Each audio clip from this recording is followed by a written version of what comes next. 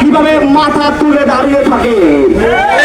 আমরা চাঁদাবাজদেরকে কড়া হুঁশিয়ারি দিতে চাই, আপনারা এখন থেকেই সতর্ক হয়ে যান, না হলে কিন্তু আপনাদেরও অবস্থা সেই রকম হবে।